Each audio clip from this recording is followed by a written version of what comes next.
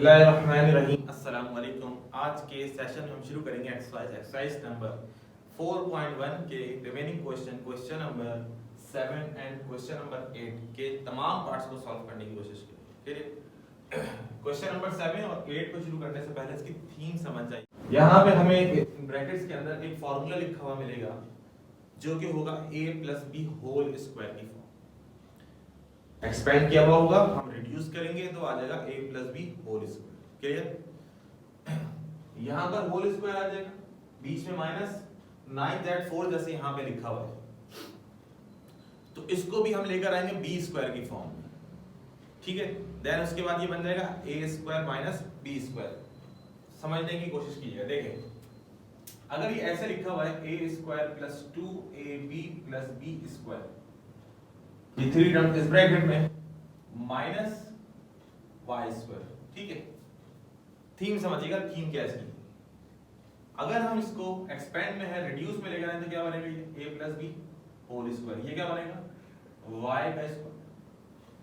अब गौर से देखें, अब क्या फॉर्मेट बन गया इसका। अब ये बन गया a² - b²। अब इसको एक्सपेंड करेंगे तो क्या बन जाएगा, ये a + b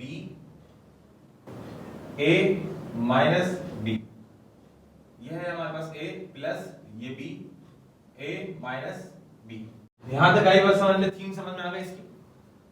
हमारे पास फार्मूला होगा a + b होल स्क्वायर जो कि एक्सपेंड फॉर्म में होगा, उसको रिड्यूस में लेकर आएंगे। जब रिड्यूस में लेकर आएंगे तो बन जाएगा a² - b²। देन इसको हम एक्सपेंड करेंगे तो बनेगा a + b एंड a - शुरू करते हैं।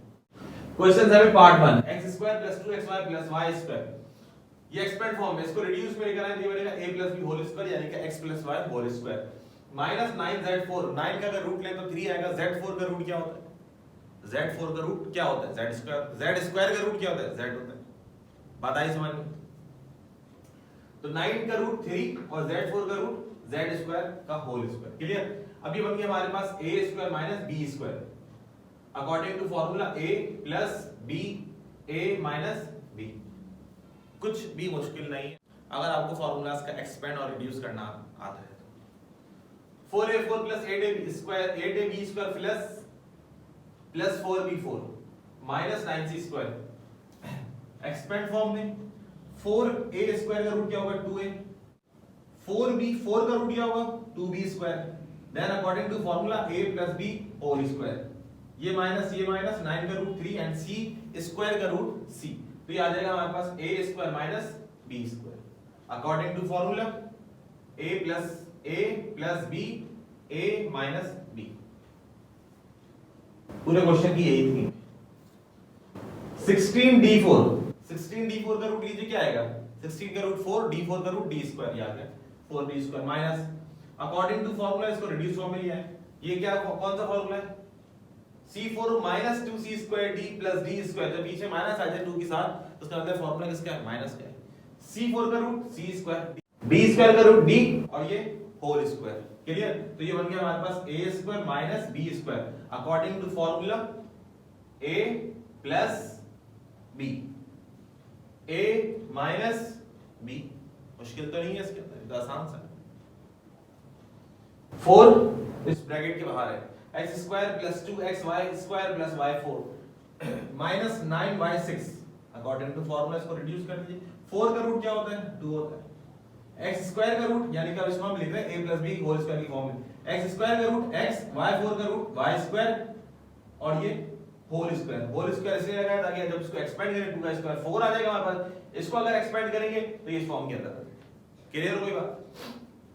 -9 का रूट 3, y6 का रूट क्या होता है, y6 का रूट होता है y3। चाहे तो मल्टीप्लाई करके देखिए, 3 को 2 से मल्टीप्लाई करेंगे दोबारा पावर क्या आ जाएगी, 6 आ जाएगी। ये बात हमने पहले पढ़ी, पावर पे पावर आ जाए ब्रैकेट्स तो दोनों पावर आपस में मल्टीप्लाई होती है। 3 का स्क्वायर 6 आ जाएगा। अगेन स्क्वायर इसलिए लगाया भाई ताकि ये a² - b² की फॉर्म में।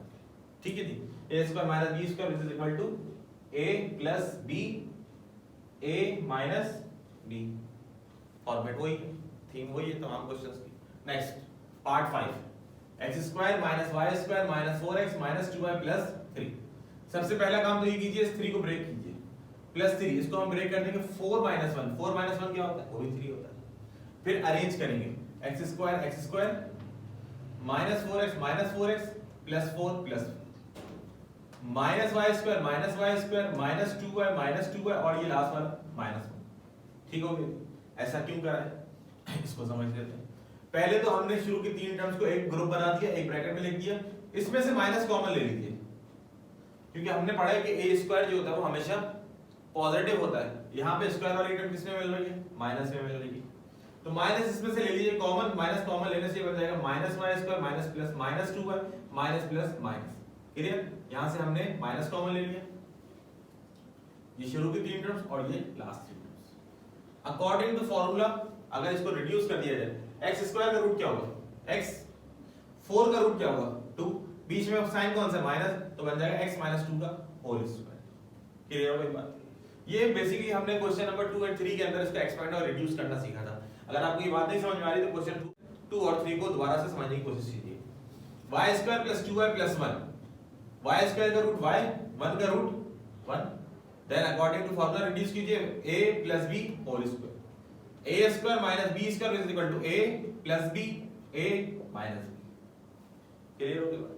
पार्ट 6 4x स्क्वायर, इसमें और इसमें ये तकरीबन ऐसे ही है, तो इसमें से माइनस कॉमन ले लीजिए, माइनस कॉमन ले लिया, माइनस कॉमन लिया तो ये बन जाएगा हमारे पास a plus b whole square, y square का रूट y, 1 का रूट 1, बीच में साइन कौन सा है? प्लस, ये बन जाएगा a plus b whole square. 4x square का रूट क्या होता है? 2, 4 का रूट 2 होता है, x स्क्वायर का रूट x होता है, minus y a plus b whole square, a plus b whole square यानी कि y प्लस 1 होल स्क्वायर। अब देखा जाए तो ये बन गया a square minus b square, according to formula expand कर दीजिए a plus b a minus b। मुश्किल नहीं है, आसान। क्वेश्चन नंबर 8, क्वेश्चन नंबर 8 की थीम क्या है? ये इस फॉर्म में लिखा हुआ है a square minus b square. अब ये बात आपको मालूम है, अगर इसको हम एक्सपेंड करें तो ये बन जाता है a minus b and a plus b। क्या ये मुश्किल है? ये मुश्किल नहीं है। a square minus b square a plus b a minus b, a square minus b square a plus b a minus b, a square minus b square a minus b a plus b। इसमें क्या मुश्किल है? कुछ भी मुश्किल नहीं है। ये मुश्किल है, ये तो बहुत मुश्किल सवाल है, इंतहाई मुश्किल सवाल है, समझ में ही नहीं आएगा कैसे होगा। हालांकि ये कॉन्सेप्ट हम पीछे भी पढ़ कर, कोई नई चीज नहीं है। देखें, इसका स्क्वायर बनाने के लिए a square minus b square, इसके ऊपर क्या होना चाहिए? स्क्वायर होना चाहिए। अब ये बात हमें मालूम है कि मैथ्स में अगर हमें इजाजत मिली है तो इस बात की मैथ की तरफ से कि हम अपनी मर्जी चाहें तो ऐड कर सकते हैं, लेकिन कंडीशन ये है कि आगे सब्ट्रैक्ट भी करना पड़ेगा। हम अपनी मर्जी सब्ट्रैक्ट कर सकते हैं, हाँ, फिर शर्त ये आएगा फिर ऐड भी करना पड़ेगा ताकि बात बराबर। मल्टीप्लाई करना है तो कर लीजिए, कोई मसला नहीं, लेकिन डिवाइड भी करना पड़ेगा, और डिवाइड करते हैं तो फिर उसके साथ साथ मल्टीप्लाई करना पड़ेगा।